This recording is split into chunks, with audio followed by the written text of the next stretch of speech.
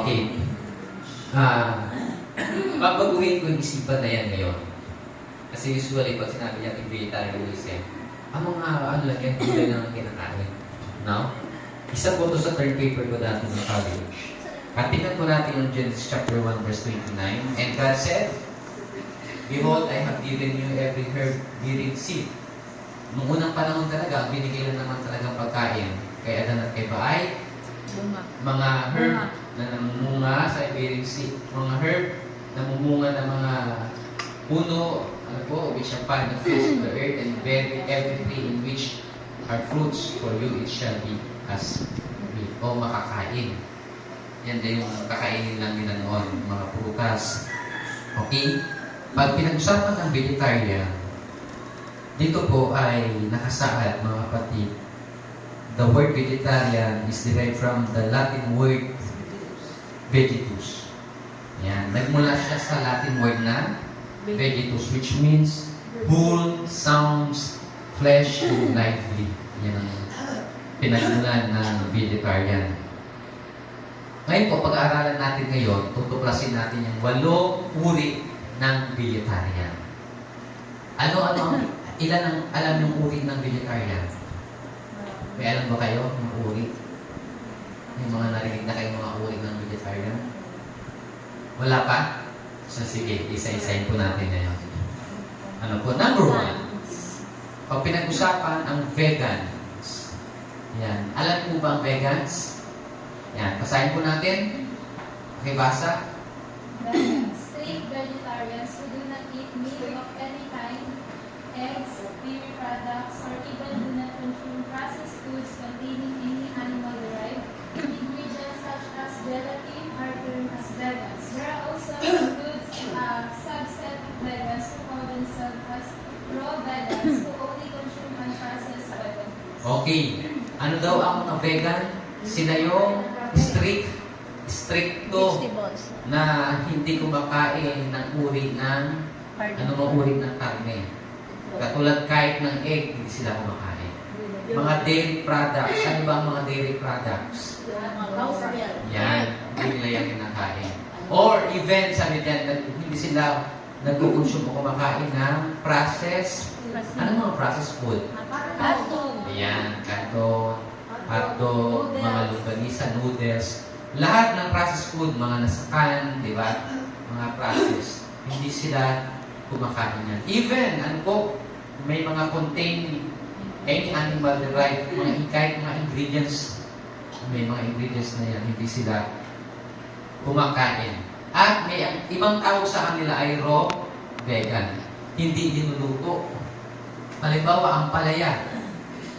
Isasalad nila yun na walang luto-luto. Nakaranas na po ba kayo niyan? Salad. Salad na may chicken. Wala naman. Salad na Yun talaga. ang ginalagyan ng mayonnaise. Dairy product din yung mayonnaise na Alam niyo po ba, kami po ay nagganyan. Vegan talaga ng misis. Ang katawan ng misis hindi ganyan. Unang-una po ay ang kanyang timbang ay 50, 51. Pag mauna makita niyo yung picture, ay magugulat kayo. Ano po? Ngayon ay 50, ano na siya? 60, ano na? 5?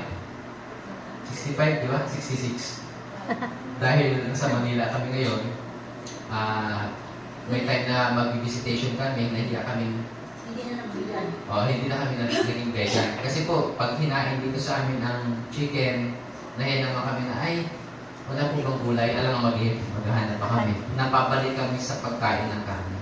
Pero alam niyo po, napakaganda ang pagdating na pure, na gulay na wala talagang kahit egg, hindi kami nagpo-consume ng egg. Minsan nga, hindi po kami nagpiprito. Wala kaming oil. Ganun po yung ano namin dati sa Nueva Kasi doon po, may mga kapatid, pag binigyan kami ng sitaw, tapos mayroon ng kamatis, may luya, sibuyas, papakuluan na lang po namin yun. Lagyan ng asin. Ganun lang. Ano po? Tapos nagsasalad kami ng kamote na dahon. Isasalad namin. Sarap po ng kamote. Lalagyan ng hinog na mangga. fresh na fresh. Opo, tapos na mayroong pong kamatis. Ang sarap ulam. Ano? So ayun po, iwas pa sa sakit, mga cancer. Ayan. Pangalawa, tinatawag na, Fruitarians. nakarinig na ba kayo yan? O, basahin po natin kung sino-sino sila yung mga diet na yan. Some people have carried the concept of vegetarianism to another extreme. Kanina, gulay, hindi linuluto, puro gulay. Sila ngayon, puro, only, fruits. Anong tawag sa kanila? Fruitarians. Take note, fresh. Kasi may mga prutas ngayon na dried. Pinadried nila. Ito, fresh talaga. Apple, di ba? Lahat ng mga fresh. Ayan, nakita nyo, sino kaya ang makagawa niya ngayon? Pure lang na fruits. Kaya niyan, wala talagang nasubukan niya, sister, puro fruits. Pero nasubukan mo ng puro prutas. Ilang taon? Buwan lang. Prutas. Pagdating na Ano tuyo, naman? May oras lang siyang prutas lang kainin. Oo. pero pagdating Alam na niyo tuyo, po ba, pagdating natin sa pagdating may Bagong tuyo, Jerusalem. kain din ng tuyo. sa bagong langit at bagong lupa. Ang ating diet po doon ito. Kaya sa Revelation, yung nagbubunga, every month, iba-ibang fruits na hindi pa natin natitikman. Doon natin matitikman. Kaya sa heaven, ang aking pong pagkaunawa sa pagbabasa po ng Bible, pagdating natin doon, frutarian tayo. Kaya kung hindi ka sanay na prutas, kung kumain ng prutas at sanay ka kumain dito ng fish, meat, pagdating mo doon, maninibago ka. Maganda pa focus mo. Ha? Oo. Diba? So, kailangan po masanay na pala tayo ngayon na kumain ng mas maraming fruits. Ang sabi po ni Ellen G. White, kung ano daw po ang seasonal, alam niyo ba ang seasonal, di ba? Season ng santol. Kain tayo ng santol. Damihan natin. Season ng mangga. Kain tayo ng mangga. Lahat ng season, yun ang kanyang council. Pag seasonal, yan, kain tayo yan. Parang sa langit po, ganun din, parang seasonal. Oh. Okay? Number 3, lacto vegetarians. Nakarinig na ba kayo niyan? Ano ang pinakain nila? Sige po, basa. Vegetarians? Who do not eat pork, beef, coffee, fish, or animal flesh of any kind. Parang dyan yata tayo bilong eh. Na kung sila Ayan. Ano lang kinakain nila? egg. Eggs and dairy products. Ang tawag sa kanila ay, Lacto. maliban doon, wala na. Oh, ito, nurse, tama to? Ikaw ay medtech, di ba? Mahirap bang ganun ang diet? Sa tingin nyo? Pero kasi tignan natin, yung kanilang protein, makukuha nila sa Leia, parang mahirap egg. Egg. Okay? Hindi sila kakain ng rice. Okay po. Anong tawag po sa kanila, mga kapatid? Lacto. Lacto ovo. Ano lang ang kanilang kinukonsume, kinakain? So, yung egg, yan ang ulam nila. Tapos, dairy, pag sinabing dairy product, mga milk, di ba? Mga, basta, mga butter. Ayan, di ba?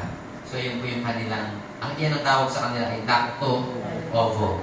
And apang-apat po, lacto vegetarians. Pakibasa po. Vegetarians who do not eat any kinds of animal, meat, or even coffee and eggs, but consume milk are called lacto. Oh, ayan. Ano lang po kinukonsume nila? Milk. Milk.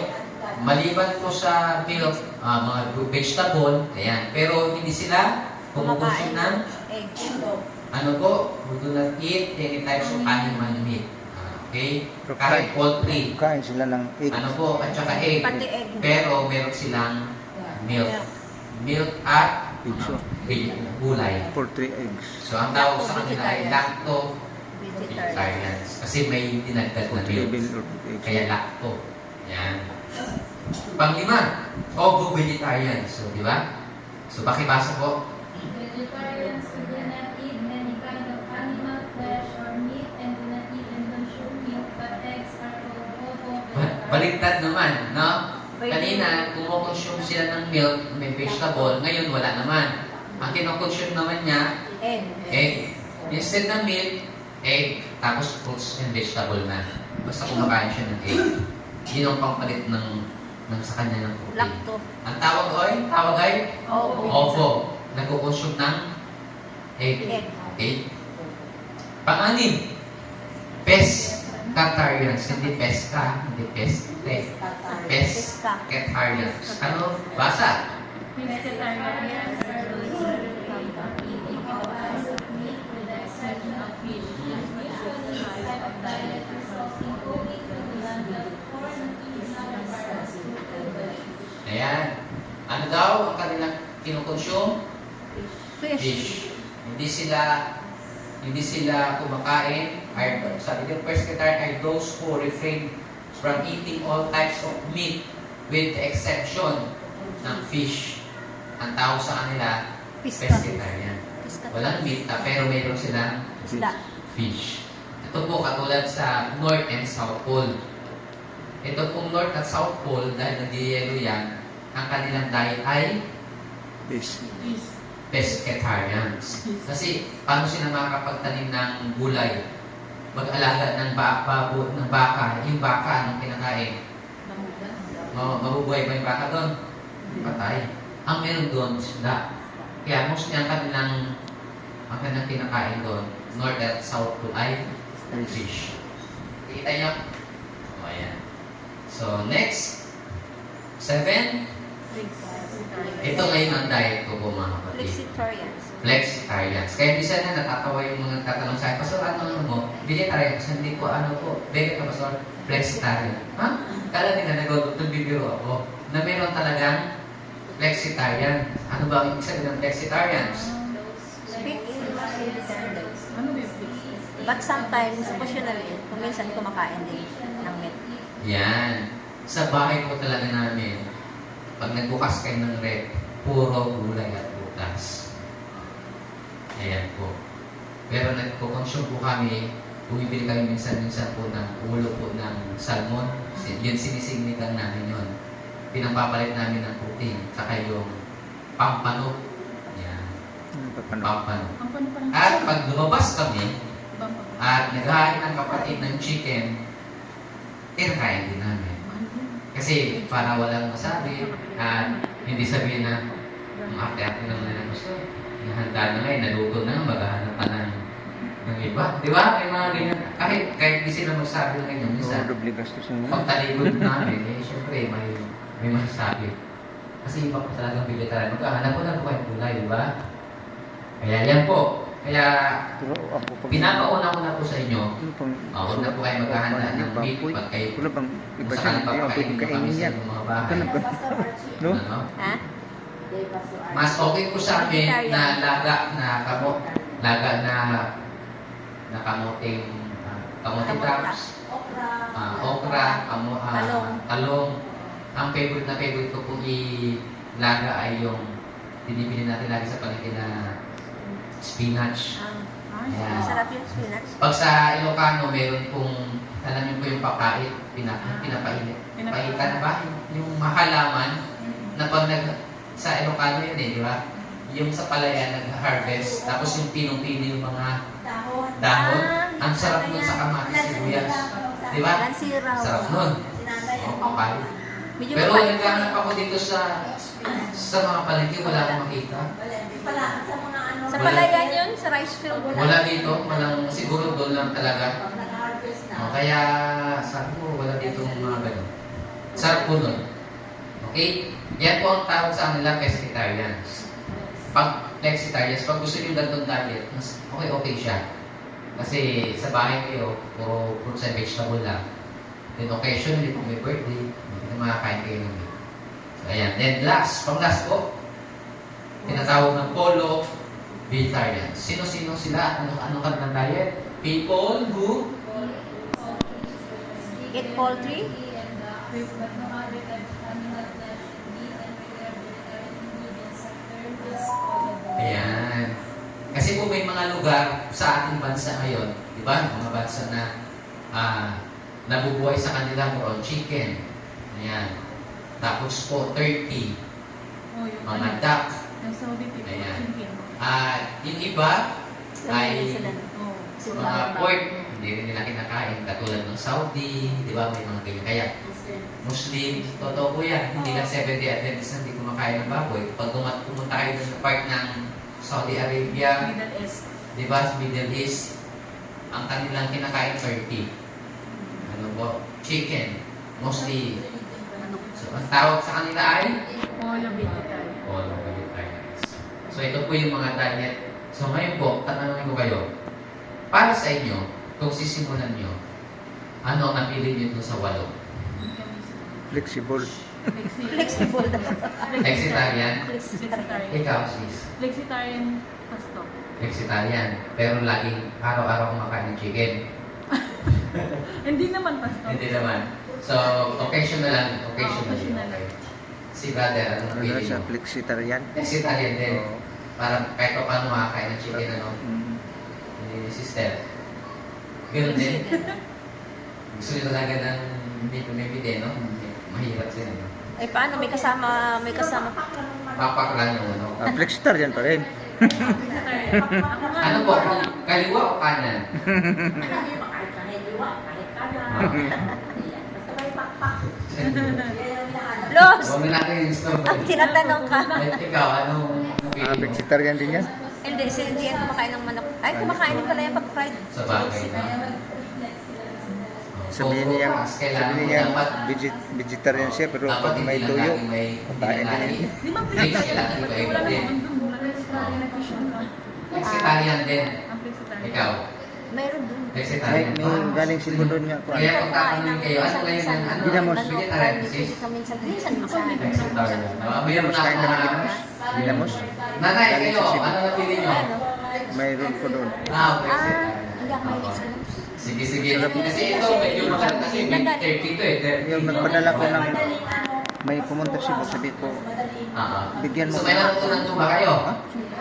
Okay, may natutunan Mga naman. suka sa kuwan. So, what are the importance of Mabango. being vegetarian?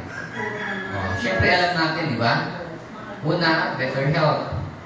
To save animals. Kasi, una na lang sila ng Diyos. Kaya lang tayo nakakain ng mga hayop after ng blood. Pinahintulutan. Kasi nga, patay, walang makain. Huling patay kasi dahil sa baha. Di ba? Kaya sabi Wawa ng nga Panginoon, naman sige, yung patay magkakain ng kayo. labaw nung kakaawa. Pinahintulutan. Pero sa Council Energy White, tayo po ay ini-encourage na Kahit manok. bumalik Kahit na na mas manok ko, pag kumain ng nakatay mas ng manok ko, ayoko maraming sila gulay lang. kaysa sa Kasi Hindi ako laban, tumingin. hayo. Okay po ba yun? napapalaga natin. At saving the planet. Alam niyo po ba mga kapatid, bakit sinama ko yan? Sangayon sa aking third paper. Kaya dumadami ang carbon dioxide ngayon at umiinit na nga, nagkakaroon ng global warming. The more na demand o mas maraming kumakain ng baka, mas maraming mag-aalaga ng baka. Magkakaroon ng maraming farm. Mas maraming lalaki sa farm. Di ba? Sino ba yung lumaki sa farm? Siguro. Kilala nyo. Mas maraming magpa-farm na mag-aalaga ng baka, yung carbon dioxide na yan, ano po, dadami, hahalo po yan sa ating buong atmosphere.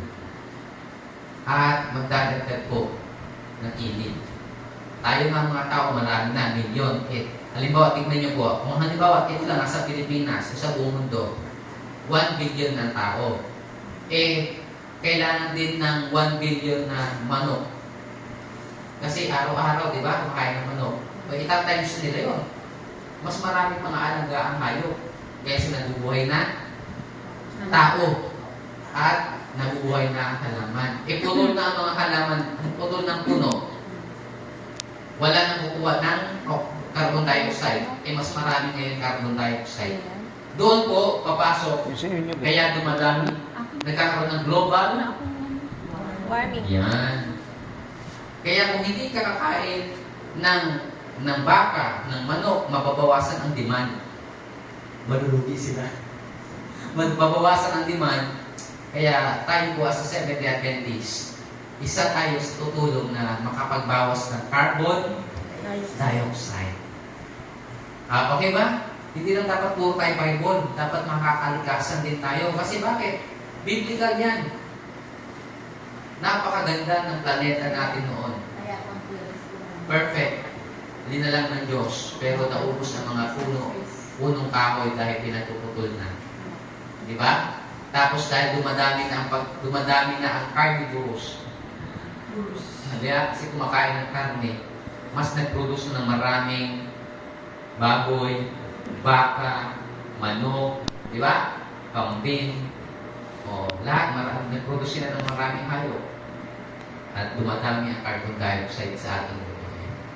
Kaya kung hindi ka kakain ng mas maraming karne, maliles ang demand ng mga karne. Okay po ba? Ayan. So, ano po yan? For better health, to save animals, saving the planet. What are the benefits that can get from vegetable? Ano ba mga benefits? Basic lang. Siyempre po, nutrition. Ayan. Kesa naman, karne ang kakainin mo, ay magkakaroon karamihan po ng sakit ng tao. Maraming sakit. Cancer protection. Ano po? Nagka-protect na magkaroon tayo ng cancer. Healthier and longer life. Kaya kung walang ba, lumabas ngayon sa YouTube, Facebook, yung sinabi ni Dr. Willie Ong. Alam nyo, ang pinakamahabang buhay ay ang mga 7th day. Adventist. Napanood niyo na ba yan? Oo, di ba? Mismo na si 8 Dr. years mo Willie lang Ong, ang lamang. nung nag-research siya, 8 years. napagbasa siya, Oo. nabasa niya, napag-aralan nila. Aba, ang mga 7th Adventist pa lang pinakamahabang buhay. Di ba? Si ano din, si Ivy Oo. Marcos, yung lula. Opo. Ano niya, Oo. Kaya totoo po yun sa ayon po sa studies. Tayo po ang pinakamahabang mga buhay sa buong mundo, mga 70 Adventists, na kumakain ng mas maraming prutas at gulay. Kaya sis, may pag-asa ka pang humabang buhay mo. Pag fruits and vegetable lang. Amen ba? Pure mo na. I-pure mo na. Huwag ka nakakain ng karne. Hindi naman ako masyado sa karne kasi. Oo. I-pure mo na siya. Para sa ganon, ay yung pagdadialysis mo, hindi mas lessen na siya.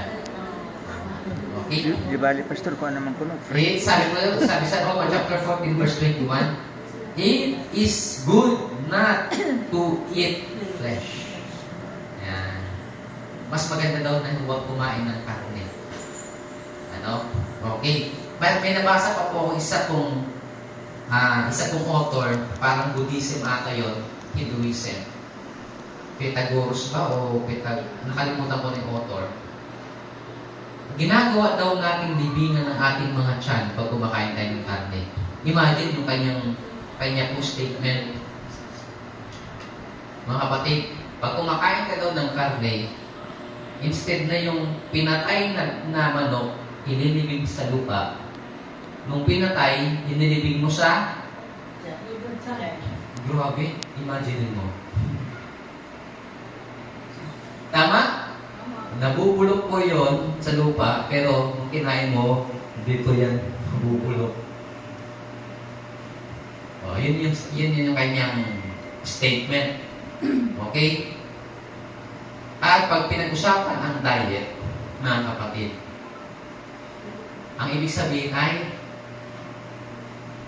ano po? Pag sinabing diet, nurse, medtech, ano ibig sabihin pag sinabing diet? Diet ako ngayon eh. Healthy. Ito po yung lifestyle mo, di ba? Pagpipigil. Yan. Yan. Sakto. Kasi po, pag tinanggal mo yung letter T, anong saan na mabubong word? Ano bang ibig sabihin ng T doon? Sa diet? Exactly. Temperance. Ano po? At mga kapatid, kung titignan natin sa Revelation chapter 2, verse 7, to him who overcomes, I will give the right to eat from the tree of life, which is in the paradise of God. Kaya kung sino man ang magkatagumpay sa lupang ito, at maliligtas, Meron tayong pagkakataon na makakain ng tree of life na nasa paraiso. Na ngayon, nasa ano po yun? Langit. Sinong gusto makakain nun? Ayaw yung magkasabala kayo. Sige. So, yun lang po mga kapatid. At ito lang po ang aking short talk sa hapong ito. Pagpalain po. Amen.